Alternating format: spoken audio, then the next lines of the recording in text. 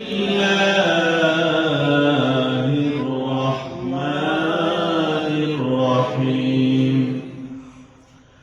طه ما أنزلنا عليك القرآن لتشقى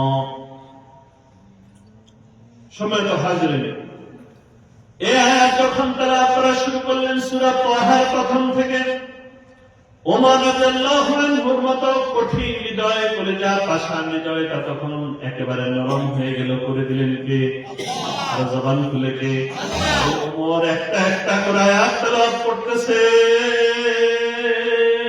আর ওমরের চোখ থেকে দরদর করে পানি বের হচ্ছে, অন্তরটা ফেটে যাচ্ছে, চেতনা তৈরি হয়ে গেছে, আল্লাহ কবুল করে ফেলেছে।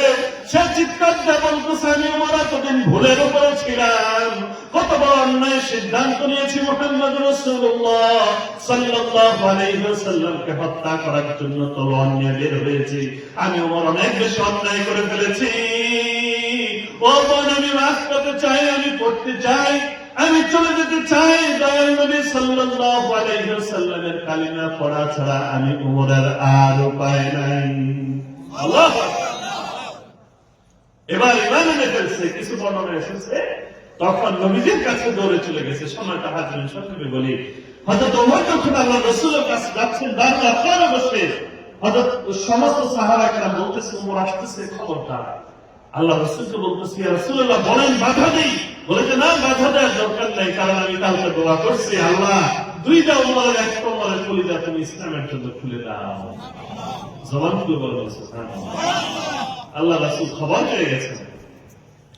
পেয়ে গেছেন যে ওমরকে বদলে ওমর ইবনে খাত্তাবকে তিনি কবুল করে নিয়েছেন।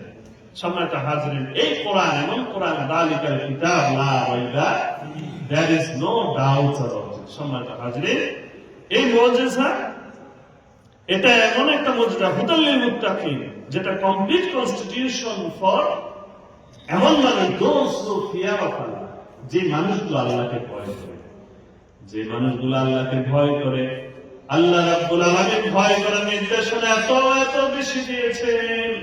আল্লাহ রাব্বুল আলামিন বারবার বলেছেন, ইয়া আইয়ুহাল্লাযীনা আমানুত্তাকুল্লাহ।